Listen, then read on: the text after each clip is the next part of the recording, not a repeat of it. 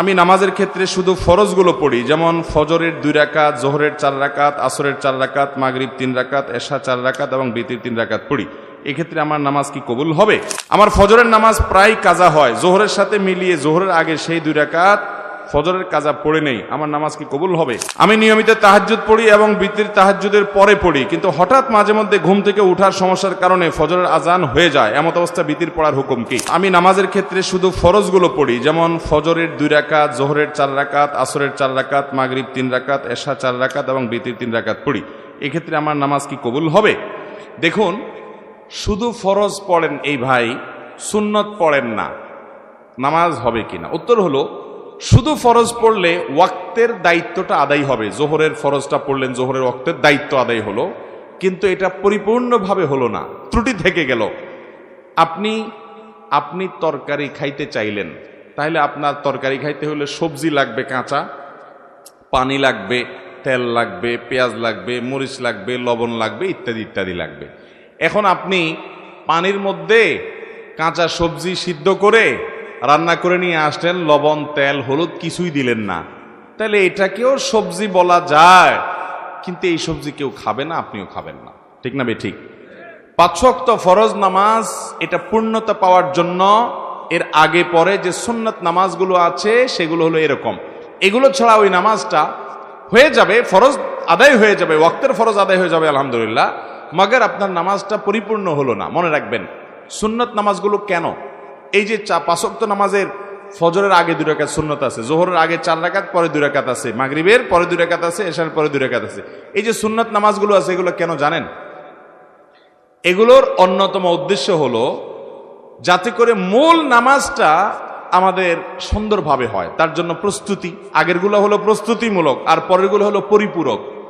সুন্নত আগেরগুলা প্রস্তুতিমূলক, পরেরগুলাকে বলতে পারেন পরিপূরক, আর সবগুলাকেই অন্য অর্থে পরিপূরক বলতে পারেন। পরিপূরক মানে কি? ধরুন আপনি কোন একটা সরকারি অফিসে খুব গুরুত্বপূর্ণ একটা কাজে যাচ্ছেন, এনআইডি কার্ডের ফটোকপি লাগবে, জন্ম নিবন্ধনের ফটোকপি লাগবে, খুব জরুরি একটা কাজ, আপনার বিদেশ যাওয়ার মতো ব্যাপার, ভিসার মতো ব্যাপার। আপনি ফটোকপি নিয়ে যখন যাবেন, ফটোকপি সাধারণত এনআইডি কার্ডের ফটোকপি যদি একটা লাগে, আপনি কয়টা নিয়ে যাবেন? একটাই নিবেন না 2-4টা নিবেন? বুদ্ধিমান মানুষ হলে 2-4টা সাথে নিয়ে যাবে। কেন? একটা যদি হারায় যায়, কোনো কারণে মিস হয়ে যায়, যাতে করে আমার কাজটা হয়ে যায়, হাতে রাখবে, এটা সে নিয়ে যাবে। ঠিক একইভাবে ভাইরা আমার, আপনি যখন 5 ওয়াক্ত নামাজের ফরজ নামাজ পড়বেন, কিয়ামতের ময়দানে যাবেন, আল্লাহ তাআলার কাছে দেখা গেল কোন একটা নামাজে ভেজাল ধরা পড়ছে, বাতিল হয়ে গেছে, তখন ওই সুন্নত বা নফল, অতিরিক্ত নফল নামাজ যে পড়বেন, এগুলো দিয়ে আল্লাহ তাআলা ফরজের ঘাটতি পূরণ করবেন। সেই সাথে আপনি আগে যখন সুন্নত পড়বেন, তখন মূল ফরজটা পড়তে আপনার সুবিধা হবে, মনোযোগ থাকবে।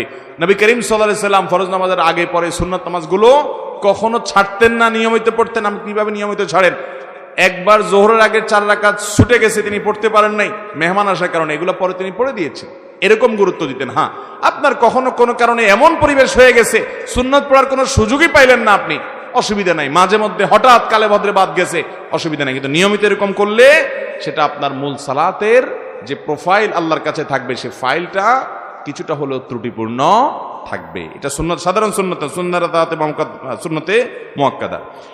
আমার ফজরের নামাজ প্রায় কাজা হয়, জোহরের সাথে মিলিয়ে জোহরের আগে সেই 2 রাকাত ফজরের কাজা পড়ে নেই, আমার নামাজ কি কবুল হবে? এই পাবলিক অনেকেই আছে, ফজরের নামাজ জামাতের সাথে মসজিদে গিয়ে আদায় করার মতো মুসল্লি, মুসলমানের সংখ্যা সমাজে অনেক না বেশি? সবচেয়ে কম মুসল্লি হয় কোন নামাজে? কারণ ইবলিস জানে এই নামাজটায় হাজির হলে অনেক বেশি ফজিলত পেয়ে যাবে, জোহরের নামাজের চাইতে এই নামাজে হাজির হওয়ার গুরুত্ব বেশি, মাগরিবে এশায় হাজির হওয়ার চাইতে ফজরে হাজির হওয়ার গুরুত্ব বেশি। এটা মাসআলা আপনি না জানলে কি হয়েছে, আপনার সাথে থাকা ইবলিস জানে, এই জন্য ইবলিসে ভোর রাতে আপনার ঠ্যাং টিপা শুরু করে। দেখবেন রাত 12টা 1টা 2টা পর্যন্ত ঘুম আসে না, ফেসবুক টিপতেছেন, ইউটিউব টিপতেছেন, মোবাইলে মুনাজাত ধরতেছেন, শয়তানের জিকির আজকার করতেছেন, এগুলো করতে করতে 12টা 1টা পর্যন্ত আপনার ঘুম আসে না। ঠিকই দেখবেন ফজরের আজানের আগ দিয়া দেখবেন এমন ঘুম আসে, অ্যালার্ম দিয়ে রাখলেও আর উঠতে মনে চায় না, ঠিক না ঠিক? শয়তান তখন কি বলে? নবী করিম সাল্লাল্লাহু আলাইহি ওয়াসাল্লাম হাদিসে বলেছেন, শয়তান বলে ফজরের আজান হয়ে গেছে, অ্যালার্ম বাজছে, দেখতেছেন ঠান্ডা মাথায়, শয়তান বলে আরে রাত এখন অনেক বাকি, অ্যালার্ম দিছে, মোবাইলের গলা টিপে ধরে অ্যালার্ম কেটে দিয়ে আবার ঘুম। আছে না নাই? ফজর পড়তে পারে না। ভাইরা আমার, ফজরের গুরুত্ব অনেক বেশি। তো যেই মানুষ ফজরের নামাজ নিয়মিত জোহরের সাথে পড়ে, অনেকে আছে দেখবেন প্রবাসে অনেক ভাই আছে 7টা 8টা 9টার দিকে উঠা ফজর পড়ে, নিয়মিত যদি এরকম হয় তাহলে তার এ নামাজ হবে? ভাইরা আমার, একবার হঠাৎ 2 মাস 4 মাস পরে 6 মাস পরে জীবনে হঠাৎ একবার হয়েছে, হ্যাঁ ফজর নামাজ আপনি উঠতে পারেন নাই, মোবাইলে অ্যালার্ম বাজছে তাও হুঁশ নাই, এটা গ্রহণযোগ্য। নবী সাল্লাল্লাহু আলাইহি সাল্লামের জীবনে একবার ফজর কাজা হয়েছে। কয়বার কাজা হয়েছে? একবার। তো আপনার জীবনে 2 4 10 বার এভাবে হতে পারে, কিন্তু প্রতিদিন হওয়া এটা কোনো অবস্থাতে গ্রহণযোগ্য হতে পারে? ঠান্ডা মাথায় যারা নামাজ পড়ার এশার পরে শোয়ার সময় নিয়ত করে থয় যে সকাল 8টার দিকে উঠবে, অ্যালার্ম দিয়া ছয়, তার ঈমান আছে কিনা এটা নিয়ে অনেক উলামা ইকরাম সন্দেহ করেছেন। কারণ হলো ঠান্ডা মাথায় সে নামাজ পড়বে না, পরিকল্পনা করে সে শুয়েছে। আল্লাহ তাআলা আমাদেরকে ফজর নামাজ গুরুত্ব বোঝার তৌফিক দান করুন। আমি নিয়মিত তাহাজ্জুদ পড়ি এবং বিতির তাহাজ্জুদের পরে পড়ি, কিন্তু হঠাৎ মাঝে মধ্যে ঘুম থেকে উঠার সমস্যার কারণে ফজরের আজান হয়ে যায়। এমত অবস্থা বিতির পড়ার হুকুম কি? যদি আপনি ভোর রাতে উঠার ব্যাপারে প্রবল সম্ভাবনা না থাকে তাহলে বিতির আপনি রাখবেন না, বিতির আগে পড়ে ফেলবেন। হ্যাঁ, আপনি নিয়মিত তাহাজ্জুদ পড়েন, আল্লাহ তৌফিক দেয়, তাহলে আপনি বিতির পড়েন। হঠাৎ একদিন ছুটে গেছে, ফজরের আজান হয়ে গেছে, তাহলে তারপরেও বিতির পড়লে আদায় হয়ে যাবে। ঢোলবাঁশি বাজিয়ে কবর দেয়া হচ্ছে, এরকম একটি ভিডিও দেখেছি ইউটিউবে, এ ব্যাপারে বললে ভালো হতো। ঢোলবাঁশি বাজায় আবার কবর, একটা গানই আছে এরকম, আমিও দেখছি ভিডিওটা, কি জানি মরণকালে ঢোলবাঁশি বাজাইও কি ভাই, তরিকার ভাই না দরবারি ভাই? হ্যাঁ, এবং সে গানের একটা কথা খুব আপত্তিকর আছে, সেটা আরো বেশি, সেটা হলো কালেমা কালামও ভাই কোনো কিছুর দরকার নাই, কালিমা কালাম কিছুর দরকার নাই, ঢোলবাঁশি বাজাইতে বাজাইতে নিয়ে কবরে দিও। আল্লাহ মাফ করুক, এই হারাম কাজ করতে করতে যার দুনিয়া থেকে বিদায় হয়, সে দুনিয়াতে জীবদ্দশা জানতো যে তার যে সমস্ত আশেপাশে সাঙ্গপাঙ্গ আছে তারা ঢোলবাঁশি পিটাতে পিটাতে তারা নিব কবরে, হাসরে আজাব যখন হবে আল্লাহ জানে, ফেরেশতারাও কি ঢোলবাজি দিয়েই ফিরবে কিনা আল্লাহ জানে। ভাইরা আমার, নবী সাল্লাল্লাহু আলাইহি সাল্লাম বলেছেন বয়স্তুল ইকসিরাল মাজামির, এই সমস্ত বাদ্যযন্ত্র এগুলো দুনিয়া থেকে এগুলো বিদায়ের জন্য আমি আসছি, এগুলো শয়তানের অস্ত্র, এগুলো হারাম। অতএব ইমানদার জীবদ্দশায় যেটা করতে পারেন একটা মানুষের মৃত্যুর পর তাকে বিদায়ের সময় বলে কালিমা কালামই দরকার নাই। কালিমা কালামই যদি দরকার না থাকে সে মুসলমান কিনা সন্দেহ। মুসলমান কিভাবে কালিমা কালামের দরকার নাই, ঢোলবাজি হইলে তা চলবো? আমরা তো কালিমা কালাম পাইছি কোরআন থেকে, হাদিস থেকে। এর ঢোলবাজিটা কে দিল? কে দিছে বলেন? শয়তান দিছে। তো শয়তানের এই জিনিসটা নিয়ে যদি কবরে যায়, মায়ের কি পিঠে পড়বে না নিচে পড়বে? আল্লাহ আমাদেরকে এই সমস্ত পাগলামি ছাগলামি, এই সমস্ত শয়তানের থেকে বেঁচে থাকার তৌফিক দান করুন। কত পাগলামি যে দুনিয়াতে আছে, এসব না দেখলে বোঝার উপায় নাই। আল্লাহ আমাদের সমস্ত ভাইদেরকে হেদায়েত দান করুন। এক লোক টাকা ধার নেওয়ার পরে টাকা থাকা সত্ত্বেও দিত না, ঘুরাতো। হঠাৎ শুনছি লোকটা মারা গেছে, তখন এসে তার ছেলে মেয়ের কাছে দিয়েছে। এখন তাতে কি তার ঋণ পরিশোধ হবে কিনা?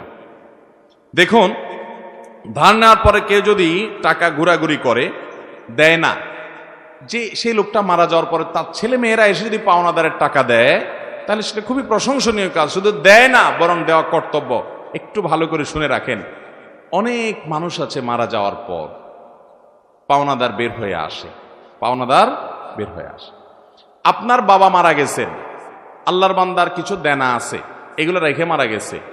ইসলামের নির্দেশ হলো তার মৃত্যুর পর তার দাফন কাফনের জন্য যে টাকা খরচ হবে সেগুলো তার টাকাতেই খরচ করবেন। এরপর তিনি যদি কোনো দেনা রেখে যেয়ে থাকেন, ভাগ বন্টন পরে আগে তার সব দেনা শোধ করতে হবে তার টাকা দিয়ে, তার জমি জমা বিক্রি করে।